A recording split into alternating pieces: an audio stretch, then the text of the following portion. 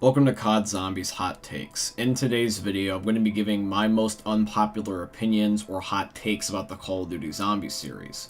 This video is not intended to piss you off, and nor is it intended to make arguments in the comment section down below. This is a video for just a fun and creative way for me to express unpopular opinions about a favorite game of mine. And if you have your own unpopular opinions or hot takes, I invite you to please leave them in the comment section down below of this video. But with all that being said, guys, I hope you end up enjoying today's video. If you do, please have a like, but let's get on with the video. I think that operators should not be a feature within the next Call of Duty game.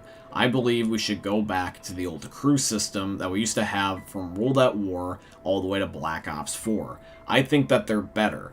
I personally do not like the operator system because it makes the storyline feel bland. In fact, I think it's one of the main reasons why Cold War story suffered is because we were just playing as just random people. I feel like that we should have a character set where we end up having lore and storyline and voice line elements so that way we can feel reeled into the map and end up feeling attached to those characters.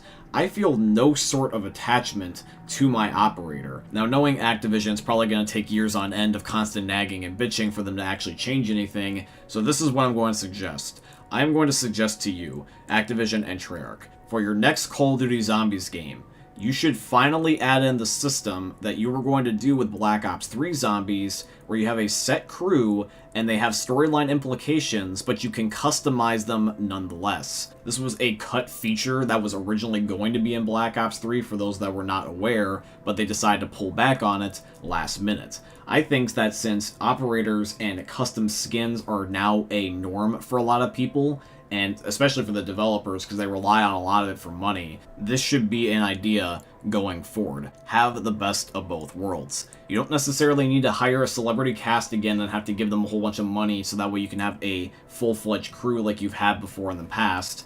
And I doubt that players are going to worry about them being boring or not worth listening to because the operators are already that way and we've just kind of just tuned it out as white noise. I mean, wouldn't you guys rather, in your opinion, have Richtofen wearing all these cool things, or Dempsey wearing all these cool things, or Nikolai or Takio or any of your other favorite characters from years past? Wouldn't you want them to all wear these cool and awesome looking outfits? I would like to believe a lot of you would. I think it'd be a lot more fun to have Richtofen and Dempsey running around wearing cool outfits than would be just for some random lady or some random guy that we have no emotional attachment to. I mean, like, who remembers the operators by name from Cold War? Without any of them being flashed on screen, that is. Like, does anybody remember their names at all?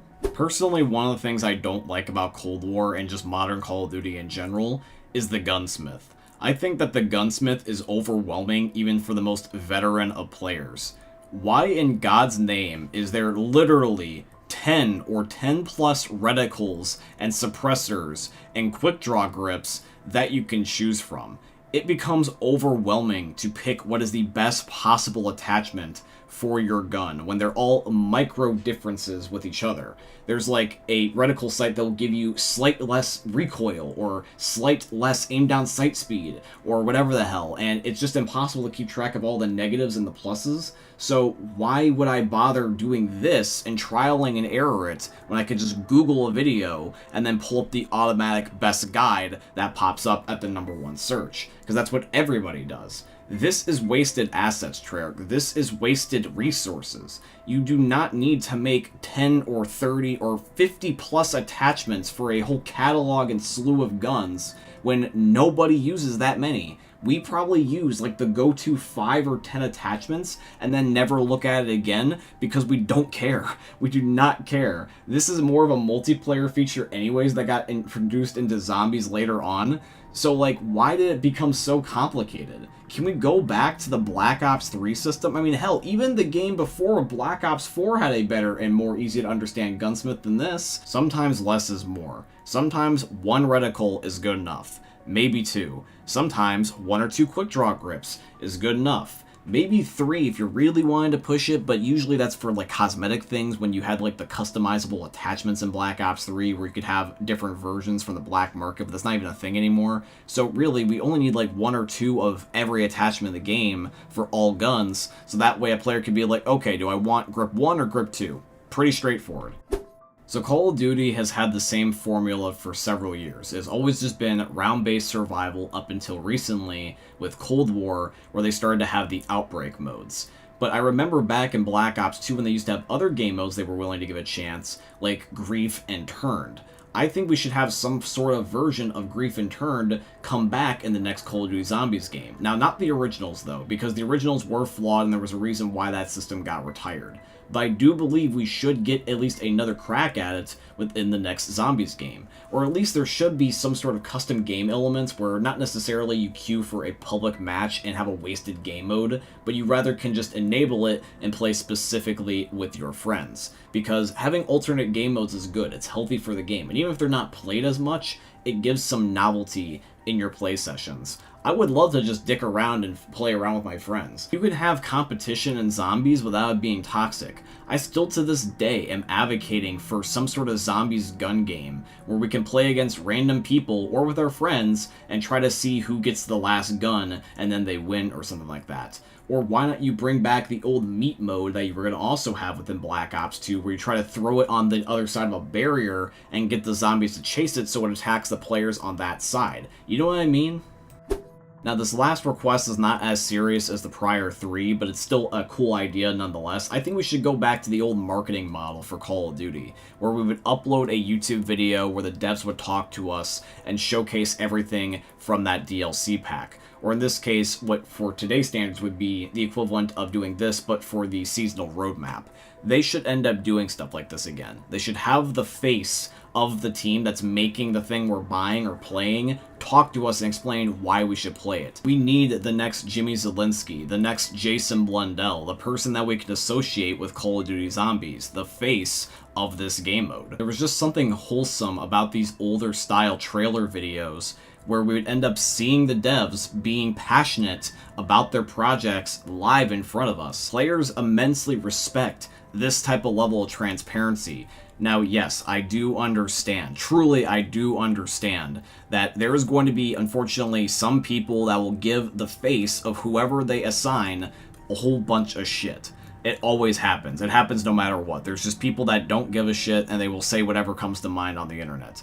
And I'm sorry that that happens. But Treyarch, please end up considering doing this type of style of format again, because I promise you, if the game that you make is a good game and ends up turning out well, like Black Ops 2, this will be worth it because then they will give you the credit that you deserve. They will remember your face. There's a reason why games like Lethal Company and Among Us and Fall Guys from a couple of years ago were ending up being more popular than you, is because those games were passion projects. Those games were just fun despite how small and simplistic they were.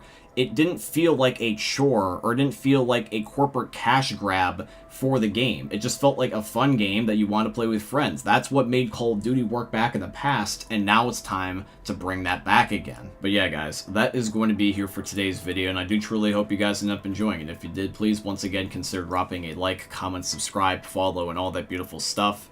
If you guys have some hot takes of your own that you would like to share about the Call of Duty Zombie series, please feel free to once again leave them here in the comments down below. I'm really curious to see what some of your guys' opinions are. If any of you guys want to see any of my prior hot takes on the channel, there is 4 other videos you can find via a playlist that's going to be linked down below in this video's description. But with all that being said, guys, I truly hope you guys end up enjoying seeing another YouTube video from the most unique YouTubers we're ever going to see. Thanks for watching, guys. I love all of you, and peace out.